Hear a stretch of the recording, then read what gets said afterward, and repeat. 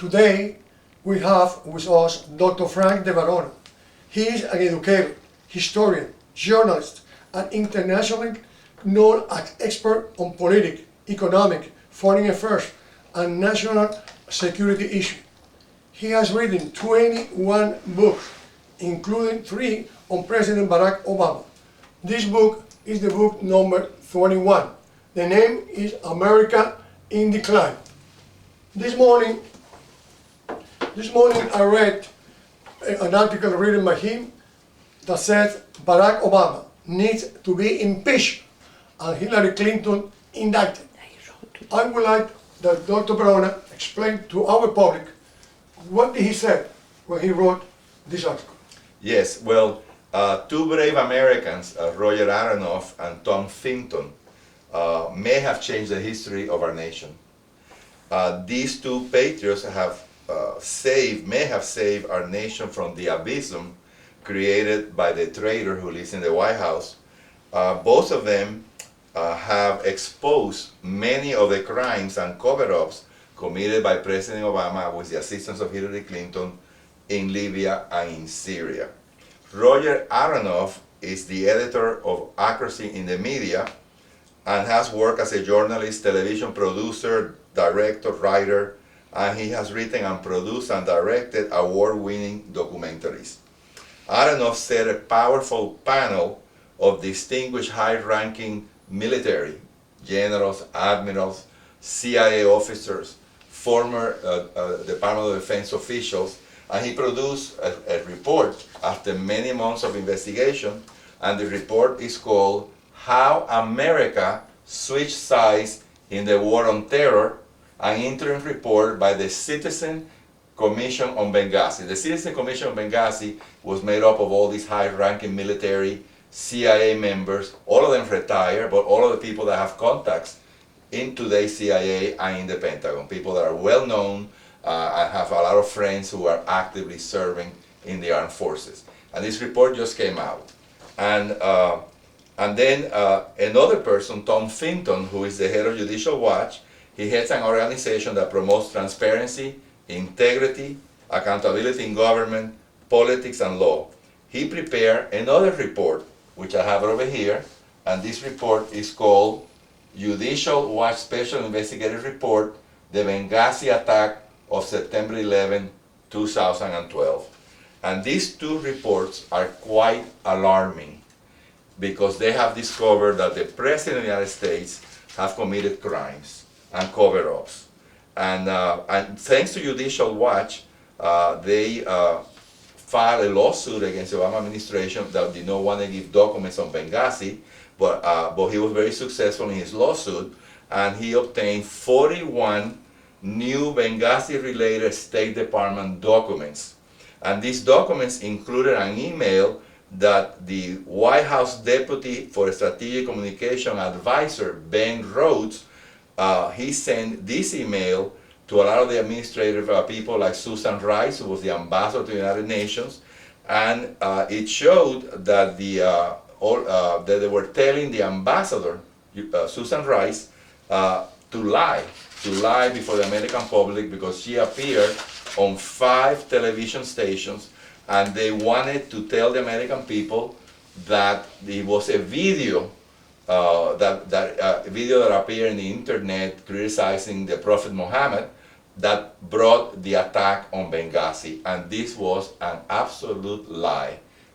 Nothing had to do with the video in Benghazi. It may have been in Cairo, in other places where the video sparked demonstration, but in Benghazi, what happened there was a pre-planned terrorist attack by jihadists from Ansar al-Sharia. And in fact, the leader of that attack, Admer Abu Katala, was captured on June 15th and is being brought to the United States on a ship. The leader of the attack that killed the ambassador and 3 other Americans at Benghazi. But they wanted to hide that fact from the American public because Barack Obama was campaigning for president for the 2012 presidential election, and he was saying that he had defeated Al-Qaeda. Al-Qaeda is on the run, I have defeated it, and of course he didn't want to say that Al-Qaeda was stronger than ever, a powerful force in all of Africa, not just North Africa, Southern Africa as well, and in the Middle East. So he wanted to lie to the American public and pretend that he had defeated Al-Qaeda when he knew it was a lie. So they blamed the video. And of course, this document that Tom Fenton obtained through a lawsuit that was successful in the federal courts had the documents that clearly show that they were lying, you know, and they were telling the ambassador to lie. And not only the ambassador lied, Jay Carney, the White House spokesman, he also lied to the reporters, and the lie continued for 2 weeks until it was obvious that they could not sustain the lie, and then they finally had to admit after 2 weeks of lying that indeed this had been a pre-planned attack and had nothing to do with a video in Libya. So it's sad that we have a president that will direct his officials to lie. Now I want to talk about this report. This is a very, very alarming report, and whoever is listening to us needs to circulate this YouTube video so the American people know the contents of this report. And as I mentioned before, it's a report that was made by the Citizens Commission on Benghazi. Roger Aronoff created this panel of distinguished, we have there a 4-star admiral as part of this, James Lyon, who was head of the Pacific Command. I'll tell you in a second who the other members of the committee are. But anyway, this Citizen Committee was set up in September of 2013 to investigate what happened in Benghazi September 11, 2012, the assault on the U.S. consulate, and also next door was a CIA annex. There were 2 separate buildings, and both of them were attacked on September 11, 2012. Among the members of the commission are, of course, Roger Aronoff, that I mentioned before, the head of the ANTE in the media organization, but he involved Brigadier General Charles Jones, Admiral James Lyon, which I already mentioned, a 4-star admiral retired, General Thomas McNerney, former CIA officer Claire Lopez, former CIA officer Wayne Simmons, former CIA officer Kevin Shipp, General Paul Vallely, former Congressman and Lieutenant Colonel Alan West, which we know well because he is from Southern Florida, Captain Larry Bailey from the SEALs, the Navy SEALs, John Shaw, former Deputy Undersecretary of Defense for International Technology and Security. I'm just mentioning some of the members because there were many more members than that, but these were the most important members.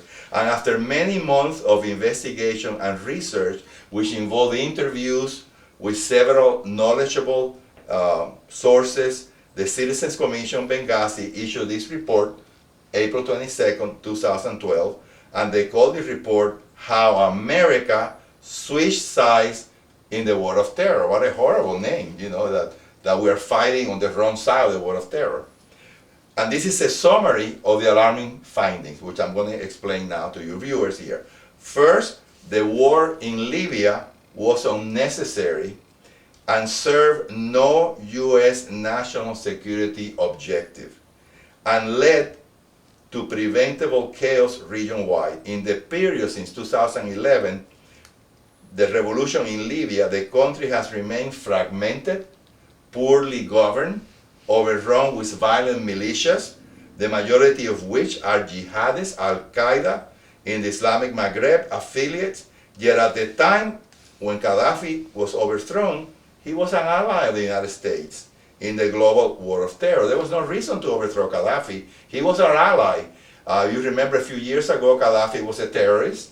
He blew up a Pan-American plane that was flying over Scotland, and then President Reagan, because of that action and the fact he was also blowing up our soldiers in Germany, putting bombs in bars where our soldiers used to go on liberty, on vacation there, and he would kill our soldiers as well. So Barack Obama bombed his palace with planes that left from England, and from that day on that he almost killed Gaddafi and actually killed some of his children in the palace, Gaddafi stopped being an enemy of the United States. And when George W. Bush was president, Gaddafi made an agreement with George Bush, turned in all the weapons that he had to develop nuclear weapons, and actually became an ally of the United States, and he began fighting Al-Qaeda. And the region of around Benghazi, which is the eastern part of Libya, is full of Al-Qaeda. And those members of the eastern part of Libya fought our troops in Iraq and also fought our troops in Afghanistan. So by the time Gaddafi is overthrown, he was no longer a threat to the national security of the United States. On the contrary, he was helping us in the fight against the war of terror.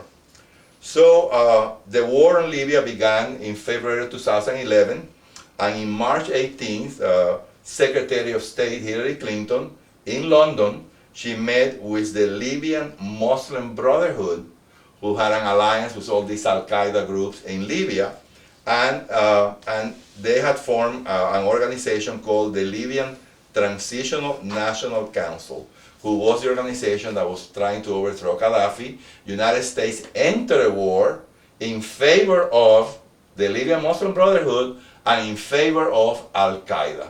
How horrible. Our president could go to war. That is horrible. Go to war to support Al-Qaeda in Libya and the Muslim Brotherhood, an ally of Al-Qaeda. So the commission found out that the civil war in Libya could have been avoided and would have saved thousands of lives and enormous turmoil that followed the fall of the dictator Muammar Gaddafi. Because after a few days that the United States entered the war, we sent our Air Force to overthrow Gaddafi. Gaddafi realized he was going to lose because he had the United States trying to overthrow him. He had NATO countries the United States had involved, like Great Britain and France, and he had the Muslim Brotherhood of Libya and Al-Qaeda allied with the United States and NATO countries trying to overthrow him. He knew he couldn't win, so he wanted to surrender. He wanted to leave the country with his family. So one of his generals, by the name of Youssef Dibri, he's the head of the security of Gaddafi, on March 20th, 2011, contacted a rear admiral by the name of Chuck Kubrick, and upon receiving this information, this rear admiral contacted a colonel by the name of Brian Linville in Stuttgart, Germany, and that is where the United States African Command headquarters is. And this colonel immediately contacted the 4-star general Carter Ham, who was the head of the African Command, with the information, the good news: we don't have to go to war. Gaddafi wants out, he wants to leave. So the general was quite happy. He immediately contacted Washington, because who will not want to avoid a war where people are going to die? So the General Carter Ham contacted Washington, and he was told, stop negotiating with Gaddafi. Oh my God. So the war was completely unnecessary. So how could we go to war when the dictator wanted to leave, wanted to enter negotiation to surrender, and we did not want him to surrender, we wanted to overthrow him so that the Muslim Brotherhood could take over the country. This is treason. This is treason made by the president. It's absolute treason. Why so the opportunity for a peaceful resolution to the conflict of Libya did not interest President Barack Obama. He did not want negotiations. The war continued, tens of thousands of people died, and it's absolutely appalling that the White House and the State Department did not want to even consider entering into negotiation with Gaddafi to avoid bloodshed. This is absolutely incredible.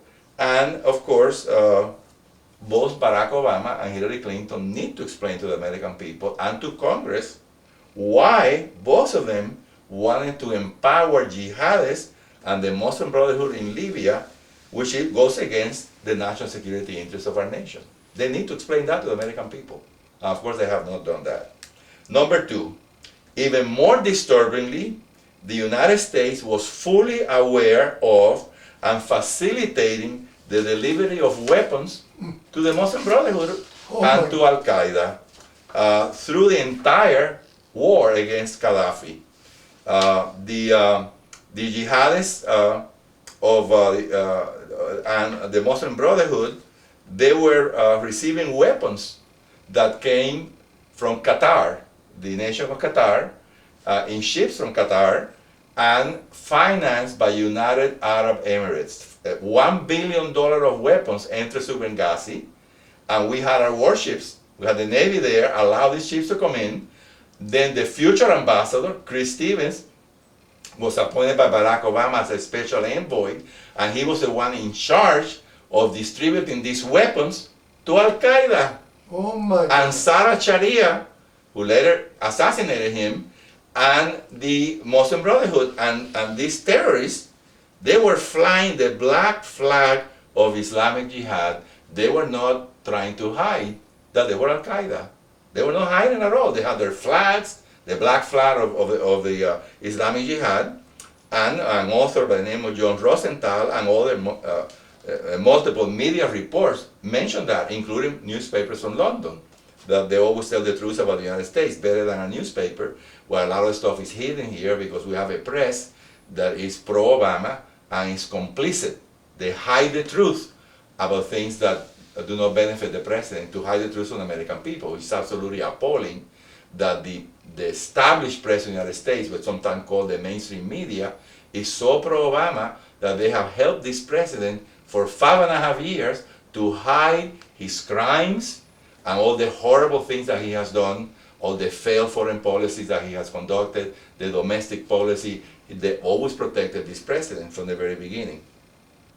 So the result in Libya, across much of North Africa and beyond, has been utter chaos, disruption of Libya's oil industry, the spread of dangerous weapons, including surface-to-air missiles, and the empowerment of jihadist organizations like Al Qaeda and the Muslim Brotherhood. That was the result of the overthrow of Gaddafi. 3. The weapons flow. An American citizen source trusted by the Citizens Commission Benghazi, who has long experience in the Middle East, described the flow of weapons from Qatar to the Libyan rebels, and some of these arms actually were diverted.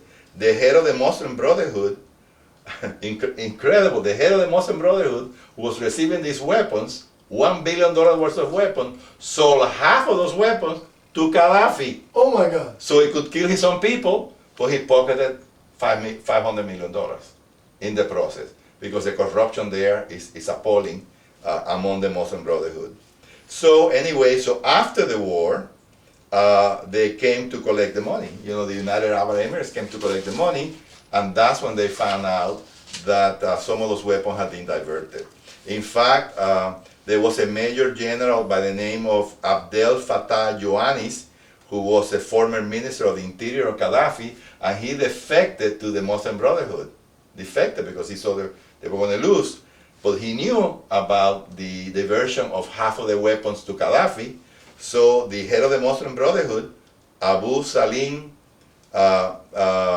told his followers to assassinate that general, who was now with them, because he knew too much, and he didn't want that news to get out. So he was assassinated. So this general, Abdel Fattah Ioannis, who was the Minister of Interior of Gaddafi, and who defected to the rebels, to the Muslim Brotherhood of Libya and the Al Qaeda, because he knew too much, he was assassinated by the same person that we captured June 15. 215 of what year? Of 2014. Oh my God. Yeah, in other words, the Ameh Abu Katala, who was the one that killed our ambassador and the other 3 people, he was the one that assassinated this General Gaddafi in July of 2011 because he knew too much. He knew about the diversion of weapons. Well, the key significance of this episode is a demonstration of a military chain of command and a relationship between the Libyan Muslim Brotherhood and the Al-Qaeda affiliated militia Ansar al-Sharia. They were allies. The Muslim Brotherhood and Al-Qaeda in Libya were one and the same. They were allies trying to overthrow Gaddafi. And then, of course, this is a person that was apprehended by our special forces on June 15th. He's on 2014. He's on the way to the U.S. in a Navy ship, and he's the one that assassinated a general that defected and assassinated our 4 people at Benghazi, and he's now in our custody. So, as I mentioned, on June 15, 2000, Ameh Abu Katala was captured south of Benghazi by U.S. Special Forces, and he's on the way to the United States. In fact, a lot of people were saying, why is it that Barack Obama promised that he was going to do justice to the 4 dead people? Why? It took him 642 days to apprehend this savage, which is now in custody. 642 days it took them.